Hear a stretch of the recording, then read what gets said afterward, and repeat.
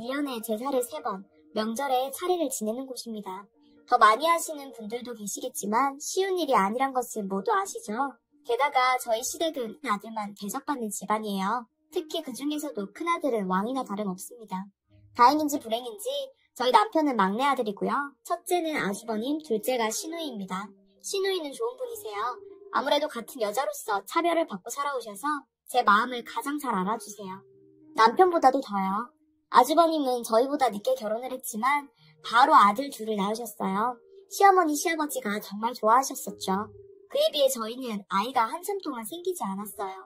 그러다가 어렵게 낳은 아이가 지금 저희 딸입니다. 그러다 보니 자연스럽게 형님네 아이들과는 나이 차이가 별로 나지 않았어요. 저희 부부는 아들이고 딸이고 자식이 생긴 것에 무척이나 감사하고 살아왔어요. 특히 저희 남편은 저희 딸 이야기라면 껌뻑 죽죠. 제가 소외감을 느낄 정도였으니까요. 하지만 귀한 우리 딸은 시댁에 갈 때마다 갖은 차별을 받아오며 살았습니다. 여자라는 이유로요. 그건 아들이라 낳지 못한 저를 구박하는 것보다 훨씬 더 겪기 고통스러운 일이었습니다. 저희 시댁은 매번 남자와 여자상을 따로 차려서 먹었어요. 어렸을 때야 제가 밥을 먹으면서 옆에서 같이 먹였는데 아이가 크면서부터 남자들 상과 여자들 상 차림의 반찬 양이나 가짓수가 다르다는 것이 점점 보였나 봐요. 엄마, 우리는 왜 새우가 없어? 하고 물어봤다가 어머니한테 음식이나 탐하는 애라고 욕먹었습니다. 남편이 눈치 봐가면서 딸에게 반찬 몇 개를 아이 입에 넣어주는데 어머니는 그걸 그렇게 얄미워하십니다. 자꾸 아이 탓을 하고 식탐이 심하다는 말을 하더라고요. 아주버님도 가부장적인 생각이 강한데 문제는 여자를 너무 아래 것으로 여기세요. 말을 듣고 보면 기분이 나쁘면서 희롱적인 말도 스스럼 없이 하시거든요. 그 아빠의 그 아들이라고 문제는 형님네 아들들도 저희 딸을 함부로 대한다는 겁니다. 아무래도 어머니가 저희 아이에게는 구박을 자주 하고 자기들을 올려 세워주니 만만해 보였겠지만요. 그렇게 아이 머리카락을 잡아당기고 밀치고 팔을 잡고 질질 끌고 다니더라고요. 제가 절대 못하게 해도 아랑곳하지 않습니다. 그때는 저도 형님네 애들을 혼내니까 어머니가 저희 딸이 우는 소리를 하면 먼저 호통을 치세요. 어디 계집애가 목소리를 올리냐 건방지게. 그리고 제가 아이를 보호하려고 하면 할수록 목소리를 높이세요. 남편이 아이를 달래주고 있으면 그 꼴도 또 보기 싫은가 봐요. 남편이 막으면 바로 또 저에게 화살이 날라오거든요. 남자 부린다고요. 어머니 말로는 제가 아들을 후려서 자기 아들 다 버려놨다고 하세요. 항상 1년에 제사, 명절, 새해 인사, 어버이날, 어머님, 아버님 생신 합해서 10번 넘는 시댁 방문도 남편이 최대한 줄이려고 노력합니다. 1년에 한두 번 가는 것도 우리 생각과 성격에 영향을 주는데 지속적으로 한 달에 한 번꼴로 차별을 받으러 내려가니 저희 딸은 정말 할머니 집에 가는 것을 싫어합니다. 그나마 시아버님이 예뻐해 주시는데 형님 애들 같지 않고 예의 바르다며 잘 대해주세요. 형님네 아이들한테 괴롭힘 당하면 혼내주시고 아이 손잡고 가서 슈퍼에서 과자 하나 손에 들려주고 달래고 들어와 주십니다.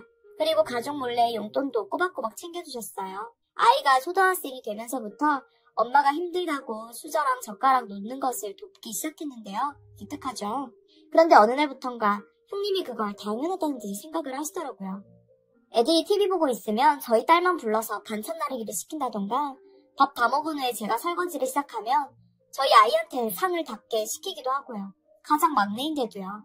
남편이 참다 못해 형님네 아들한테도 너네도 반찬 나르는 것 좀 도우라고 했더니 어머니가 아주 불같이 화를 내셨습니다. 내 손자들은 가만두라고. 이런 건 여자가 하는 거라면서요. 남편이 그날은 화가 많이 나서 식구들 보란듯이 반찬을 날랐습니다. 남자도 이런 거 하는데 니들은 왜 안 하냐면서요. 그 작은 반항이 참 고마웠어요. 시댁 식구들도 많이 있던 자리여서 모두 놀래서 지켜봤었죠. 어머니가 약이 올라서 남편을 말리는데도 보란듯이 했습니다. 저희 딸은 설거지하는 제 옆에 붙어 아빠를 지켜보고 있었죠. 그렇게 살아왔습니다. 저희 아이 전공이 요리인데요. 형님이 그걸 가지고 그렇게 비하를 하세요. 여자애들이 할 수 있는 게 뭐 그렇지. 동서도 그냥 포기해. 이러면서 자기 아이들은 공대라고 그렇게 자랑을 하셨거든요. 하지만 큰 녀석은 군대 다녀오고 복학 후에 학점도 잘 안 나오고 있고 작은 녀석은 졸업 후에 그냥 놀고 있어요. 근데 이렇게 저렇게 사고도 좀 치나 봅니다. 작은 아이는 군대 휴가 나와서 술 먹고 옆 테이블에 앉은 여자들한테 추근대다가 큰 문제가 생겼던 적이 있거든요. 제가 그때도 이렇게 키우면 안 된다고 형님에게 얘기를 했었는데 시어머니가 딸밖에 안 낳은 게 뭐라고 짓거려? 속으로 아주 좋아 죽겠지, 응? 하시며 저한테 수저고 밥그릇이고 다 던지신 적이 있었거든요. 하지만 우리 가족의 서러움은 여자로서의 차별로 끝나지 않았답니다. 내가 인간 같지 않은 사람들과 부대끼고 살고 있다는 것을 확실하게 알게 되었죠. 작년에 아버님이 정말 크게 아프셨어요. 서울 병원에 모셨었는데 수술 후유증으로 말씀도 잘 못하시고 누워만 계셨죠. 형님은 그 당시에 손목이 아프다는 핑계로 병원에 거의 오지 않으셨고 아주버님도 잠깐 보고 가는 정도였습니다. 어머니는 당신은 병원에서 못 지낸다고 병수발 못 든다고 안 올라오셨어요. 그러면서 야 어쩌겠니 너가 돌봐드려야지. 이럴 때 보면 너가 좀 쓸모있는 것 같다. 이렇게 얘기하시네요. 아버님 이번에 계신 몇 개월 동안 주로 제가 병간호를 해드렸습니다. 대소변부터 재활 훈련을 수저쥐기 힘드시니 끼니도 챙겨드렸어요. 경험이 있으신 분은 아시겠지만 정말 힘이 듭니다. 하지만 당연히 며느리로서 제 역할에 충실하고 싶었습니다. 그리고 무엇보다 아픈 아버님을 방치시킨 사람들과 나는 틀리다고 스스로 다짐하고는 했습니다. 형님은 매번 큰아들이 최고죠? 라고 얘기하면서 이렇게 꼭 중요할 때는 홀랑 빠지거든요. 어떤 날은 병수발 중에 전화가 오더군요. 미안하긴 했는지 아이고 동서 미안해. 근데 동서도 아들 못 낳아서 죄스러운 마음이 좀 편해지겠네. 형님은 항상 이런 식입니다. 저를 죄인 취급하며 본인을 한껏 올려세우는 그런 사람이죠. 그런데 어떻게 하겠어요. 속은 부글부글 끓지만 할 도리는 해야죠. 저희 딸은 할아버지에게 정이 많아서 병원에 자주 와서 함께 있었답니다. 그때마다 시아버님은 저를 보시며 항상 말씀하셨어요. 미안하다. 늙어서 고생만 시키는구나. 정말 미안해. 그런 아버님을 보면 눈물이 났습니다. 그래도 저희 부부를 챙겨주시고 특히 딸을 유일하게 이뻐하신 분이시니까요. 그런데 이 사람들 시아버지가 이렇게 아프니 갑자기 돈독이라도 올랐는지 지들끼리 먼저 재산 이야기를 합니다. 시댁 집안에 대대로 내려오는 땅들이 꽤 있는데 제가 봤을 때는 크게 돈이 될 것 같진 않았습니다. 선산이라 처분하기가 쉽지 않을 거라 생각했거든요. 저만의 착각이었죠. 결국 이 땅이 나중에 큰 혼란을 야기시켰습니다. 하지만 아버님 입장에서는 선조 대대로 내려오는 지켜야만 하는 중요한 재산일 뿐이었습니다. 어머니가 얘기하시더라고요. 선수 치듯이 말입니다. 그 땅은 우리 큰아들 거다. 작은아들이 감히 건들거나 했다간 집안이 저주받는다. 그러면서 저를 쳐다보셨어요. 사실 돈이 중요한 게 아니라 매번 이렇게 대놓고 차별받는 저희 남편이 너무 안쓰러웠습니다. 그리고 아유 동서는 욕심 못 부리죠. 대가 끊기는데. 형님도 어머님도 저런 말들을 저희 얼굴 앞에 대고 할 수 있는 것이 신기할 따름이었습니다. 양심이라고는 전혀 없었습니다. 사실 저희는 돈 따위 필요 없었어요. 어릴 적부터 인정 못 받아온 저희 남편은 아둥바둥 사회에서 인정받으려고 노력하는 사람이었고 결국은 적당한 곳에 본인 힘으로 집을 샀으니까요. 지방이라서 가능한 거였겠지만 그래도 남편이 정말 자랑스러웠습니다. 그때 집들이를 위해 모두 저희 집에 오셨었어요. 아버님은 거동이 불편하셔서 시골에 계시고요. 바닥이 좀 찬 것 같아 남편은 집 여기저기를 쏘다니며 참견을 하고 다니셨어요. 저는 형님에게서 이미 질투 어린 말들을 많이 들어와서 익숙했어요. 다만 어머니는 작은아들 집 산 것을 좀 기뻐해 주시면 좋을 텐데 형보다 일찍 집을 사면 어떡하냐고 그 집을 형네한테 안 해줬다고 궁시렁거리는 것입니다. 근데 결국 문제는 이 망나니 녀석들에게서 터졌습니다. 인연이 끊기게 된 사건이었죠. 아무래도 아들만 둘이 있던 집이라서 그런지 형님네 아이들은 저희 딸방을 굉장히 신기하더라고요. 그날은 정신이 없어서 제대로 보지 못했지만 딸아이 방에 들어가서 자꾸만 뒤적뒤적 거리는데 딸은 워낙 사촌오빠들을 싫어하다 보니 거실에서만 나와 있었죠. 형님의 질투와 어머니의 냉소 어린 말들을 다 들어주며 집들이를 마쳤습니다. 돈도 같이 없어졌지만 푼돈이고 잃어버릴 수 있다고 생각했지만 정말 가족끼리 의심을 안 하고 싶었지만 그들의 전력도 있고 그리고 다시 생각해보니 정말 수상했거든요. 심증만 있으니 어떻게 하겠어요. 남편에게는 얘기했어요. 정말 이상하다고요. 온 집안이 발칵 뒤집어지는 사건이 발생했습니다. 경찰서에서 전화가 왔는데요. 놀랍게도 우리 딸아이가 피해자 신분이래요. 자세히 들어보니 형님네 아이들이 글쎄 우리 아이를 인터넷에다가 팔았다는 거예요. 원래 그 외에 불법적인 용품 같은 걸 올려서 사이버 수사대에 걸렸다가 훔쳐다가 팔았던 것이 추가 혐의로 밝혀진 것입니다. 철부지 사춘기들도 아니고 정말 한심하지 않나요? 경찰서에 가보니 그 형제는 지들끼리 또 싸우고 있었습니다.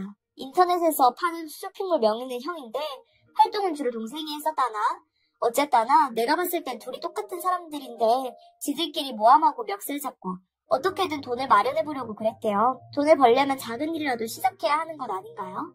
편하게 벌어먹으려고 음침하게 머리를 쓰다가 이런 사단이 난 거겠죠. 정말 한심했습니다. 어린 것들이 벌써부터 가족끼리 피해자 신분이 돼버린 거죠. 형님이 저를 발견하고는 오히려 쏟아붓히듯 이야기했어요. 동서 빨리 합의 해결해. 나 동서 딸 아니고도 다른 여자들 때문에 미치겠어. 동서가 먼저 합의해. 신경질적으로 얘기하는 태도에서 화가 나더라고요. 그땐 진짜 무슨 용기인지 형님 우리 쟤네한테 사과 아직 안 받았는데요. 이런 말이 제 입에서 확 튀어나왔습니다. 그때 절 다시 뒤돌아보다 형님의 놀란 얼굴, 뜻밖이라는 표정, 지금 생각하면 진짜 웃음이 다 나오네요. 하지만 이내 뭐야 너 지금 나랑 장난해? 지금 상황이 장난 같아? 잘됐다고 물고 늘어지는 거야 뭐야 건방진 게. 안 그래도 예민해진 형님은 저를 향해 삿대질을 하다가 때리려는 신용까지 해서 주변 경찰들이 말렸습니다. 너무 용서가 안 되고 형님의 뻔뻔한 태도에 제가 더 화가 나서 합의 절대 안 해준다고 했죠. 그때 형님이 시어머니께 다 일러다 바쳤는지 어머니한테 전화가 왔습니다. 야 이 집안 말아먹을 거사 뭐 쫓겨나고 싶냐? 지금 아들 없다고 질투해? 소리를 지르는 통에 머리까지 아팠습니다. 저는 이미 화가 머리끝까지 났기 때문에 보이는 것이 없었고 전화를 그냥 끊어버렸어요. 퇴근한 남편이 경찰서에 찾아오자 형님네 큰아들이 저에게 말하더군요. 작은 엄마는 가봐요. 이렇게요. 저는 참 이 상황에서도 버릇 못 고친 형님네 큰아들 때문에 기가 차서 헛웃음이 다 나왔습니다. 저희를 대하는 태도 자체가 이 아이는 자기보다 하찮은 존재라 마음대로 말해도 되고 상대 의사하고는 상관없이 마음대로 해도 되는 존재로 막대했습니다. 전 그냥 두지 않기로 했습니다. 그런 모습을 지켜보던 남편도 크게 화를 내며 소리쳤습니다. 니들 내가 절대 가만 안 둔다. 합의는 생각도 하지 말라고요. 그 말에 저 또한 사과하기 전까지는 합의 없다고 했습니다. 그리고 결국 참다 못한 남편의 행동에 모든 인연은 끝이 나게 되었습니다. 아주버님네 가족이 저희 집에 왔어요. 저희는 당연히 사과하러 온 줄 알았는데 그 행동이 기가 막혔습니다. 아주버님은 들어오자마자 저희 남편 보고 자기들 아직 저녁 안 먹었다고 얘기하더라고요. 정말 뻔뻔하고 황당했습니다. 남편도 형의 그런 모습에 도저히 못 참겠는지 밥 먹으러 왔냐고 제정신인 거냐고 사과 안 할 거면 나가라고 했죠. 아주버님이 무서운 얼굴로 뭐? 너 뭐라고 했어? 라고 으름장을 놨는데요. 그런데 예상치 못하게 남편이 그 뻔뻔한 아주버님의 얼굴을 주먹으로 응징했습니다. 그리고 부끄러운 줄 알라며 저 혼자 아버님 병수발할 때 한 번도 얼굴을 안 비춘 일부터 저희 딸 혼자 겪은 모든 서름을 다 울분으로 토해냈습니다. 그리고 이걸로 인연 끝이다. 다시는 우리 볼 생각 말라고 고래고래 소리를 질렀고요. 아주버님은 전혀 예상치 못한 일에 너무 놀라 자빠진 채 얼굴만 감싸고 남편을 올려다봤습니다. 남편은 멈추지 않고 골프채를 가져왔어요. 당장 나가라고. 형님은 혼비백산하여 아주버님을 끌고 나가고 문이 닫히자마자 저는 남편을 끌어안고 울었습니다. 가엾고 불쌍하고 믿음직스럽고 안쓰럽고 고마워서요. 참다 이성을 잃고 화를 터뜨린 남편의 모습에 자꾸만 눈물이 나더군요. 방에 있던 딸아이가 나와서 아빠를 같이 달래줬어요. 남편이 그랬어요. 난 우리 집 여자들 때문에 버틴다 이렇게요. 시댁은 난리가 났죠. 아니 저에게 모든 막말이 쏟아졌습니다. 제 입장에선 사실 호적에서 판다느니 정신이 나갔다느니 하는 말은 이제 귀뚱으로도 안 들렸죠. 정신이 나간 쪽은 저쪽이고 당장이라도 호적에서 이름 다 지우고 빨리 인연을 끊고 싶었으니까요. 얼마 안 가 명절에 저희 가족은 아주 비장한 마음으로 내려갔어요. 마지막이라는 심정으로요. 가자마자 어머님은 또 형님네 아들을 감싸고 계집애가 어떻게 같은 가족들한테까지 해프게 흘리고 다니냐며 저희 딸 등짝을 때리시더라고요. 화가 치밀어 올랐습니다. 저는 들고 온 가방도 안 내려놓고 말했어요. 저희 가족 취급이 아주 개취급 수준인데 더 이상 여기 올 이유가 없겠네요. 그럼 저흰 그만 가보겠습니다. 아버님과 눈이 마주쳤는데 허리 숙여 인사드리고 그렇게 인연을 끝냈습니다. 등 뒤에서 저 집안 망쳐놓는 몹쓸 여자라고 고래고래 소리치시는 어머니 목소리를 뒤로한 채 그대로 집으로 올라왔습니다. 그리고 결국 저희는 법대로 합의 없이 진행했습니다. 모든 것은 변호사에게 맡겼고 악착같이 민형사 진행해달라고 거듭 말했습니다. 그 후 수시로 형님한테 연락이 옵니다. 동서는 양심도 없냐고 그러고 자기 아들 살려내라며 온갖 막말을 하고 당장 소송 취하하라고 생떼를 썼습니다. 이번만 넘어가주면 아버님 재산 일부 나눠준다느니 등등 말도 안 되는 이야기를 하곤 합니다. 마치 본인 것처럼 말이죠. 전 그 땅 필요 없다고 했습니다. 정신 못 차린 겁니다. 저들이나 그 아들이나 시어머니 포함해서요. 그리고 저희 딸이 유명한 호텔에 취직을 한 이후에는 어머니가 연락이 오세요. 배가 아팠던 모양입니다. 그냥 어떻게든 깎아내려고 화풀이하려고 전화하시는 거죠. 너 때문에 니들 때문에 내 귀한 손자들 아들내미 인생이 끝났다고 아주 발악을 하시는데 전 그냥 들어주는 척 하다가 전화 끊었고 나중엔 아예 차단을 해버렸습니다. 졸업도 아직 못한 형님네 큰아들은 학교에서도 같은 범죄로 일을 저질렀는지 대자보가 붙어서 아주 제대로 망신을 당했다고 합니다. 요즘 대학생들 성평등이나 그에 관한 것들에 아주 예민하잖아요. 학교 차원에서도 조사 들어가고 아주 난리가 아니라는 말을 들었습니다. 저는 이런 부분까지 변호사에게 이야기해서 참고해달라고 했습니다. 저희 가족은 그 후에 아버님만 따로 모시고 교회에 종종 나가곤 했습니다. 건강이 많이 안 좋아지셨는데 유독 저희 부부만을 찾으시더라고요. 아버님이 저와 남편한테 그렇게 미안하다고 사과하셨어요. 재산도 나누어 주신다고 했지만 정중하게 거절했습니다. 이대로가 행복하다고요. 그 후 아버님의 건강이 악화되시고 돌아가신 후에 또 한 번의 소송이 저희 가족을 덮쳤습니다. 아버님이 저희 부부와 딸 그리고 시누이에게만 재산을 남겨주신 겁니다. 손산을 제외한 땅을 다 처분하시고 본인이 모았던 재산을 분배해 주신 거죠. 저희에겐 15억이란 돈과 시누이에게는 5억 그리고 제 딸에겐 시집갈 때 쓰라고 1억을 남겨주셨어요.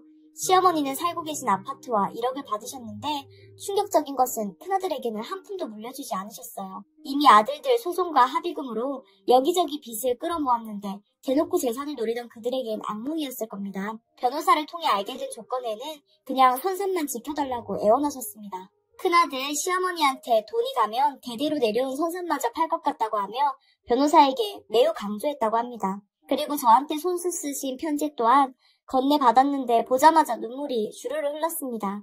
미안하다. 오랜 기간 고생만 시켰구나. 그간의 고생 어떻게 내가 용서받을 수 있겠니? 이걸로 조금이나마 보상이 된다면 좋겠다. 나이든 노인네 병원에서 보살펴주느라고 정말 고마웠다. 장례식장은 난장판이었습니다. 형님과 시어머니는 깽판에 가까운 난동을 부리셨고 주변 사람들은 자세한 내막을 모르니 그저 수군댈 뿐이었어요. 돈이 정말 무섭습니다. 시어머니, 형님 내외 그리고 더욱 충격적인 것은 시누이마저 변호사를 공동선임해 저희에게 재산분할 무효 소송을 걸어왔습니다. 저 악마 같은 사람들은 둘째치고 돈이 뭐길래 착한 시누이마저 이러는지 이해가 되지 않았어요. 저들은 절실했습니다. 형님 내외는 사업이 망해서 돈에 눈이 돌아갔고 그 아들들 또한 백수만도 못한 망나니니 비빌 곳은 소송뿐이었겠죠. 시어머니와 시누이는 이럴 순 없다며 자기들 몫을 내놓으라고 아우성이세요. 남편도 한때 마음이 약해졌지만 아버님이 저에게 주신 편지를 보고 독하게 마음먹었습니다. 형님과 어머님이 전화를 해봐도 모든 건 제가 관리한다고 자기 소관이 아니라고 딱 선을 그었던 거죠. 여자인 저와 딸을 그렇게 무시했는데 저한테까지 돈 달라고는 못하시겠죠. 시청자분들은 너도 돈에 환장해서 안 주려고 하는 거 아니냐고 할 수도 있으시겠지만 저는 한 푼도 못 줍니다. 그 오랜 기간 참아왔던 인내에 대한 보상이라고 생각하고 무엇보다 시아버님이 병원에서 고생하실 때 단 한 번도 진심으로 병간호한 적 없는 그들을 용서할 수 없으니까요. 변호사님은 설명해 주셨어요. 이미 법적으로 공증이 끝난 재산 분할이기 때문에 소송을 걸어와도 저들에게 승산이 없다. 그러니 저들이 노리는 것은 오랜 기간 소송으로 지치게끔 유도하는 거니까 장기전으로 생각하라고 말하셨습니다. 저는 이 악물고 자신 있다고 말했어요. 아버님이 주신 재산은 통장 그대로 은행에 넣어두었고 일절 손대지 않고 있어요. 좋은 집, 좋은 차, 명품은 관심 없습니다. 아버님이 말하신 것처럼 선산도 춥지 않게 따뜻하게 관리할 겁니다. 제 딸은 고대지만 열심히 호텔 밑바닥부터 일을 배우고 있고 남편도 성실히 회사에 다니고 있어요. 저는 그것만으로도 충분히 행복합니다. 두 건의 소송이 끝나는 대로 후기 올리도록 할게요. 사람이 정말 무섭습니다. 이상한 편견을 가진 세상 속 양심 없는 그들, 전 꼭 이길 겁니다. 긴 사연 들어주셔서 감사합니다. 여러분의 가정에는 평안이 깃들길 바라면서 이만 마치겠습니다.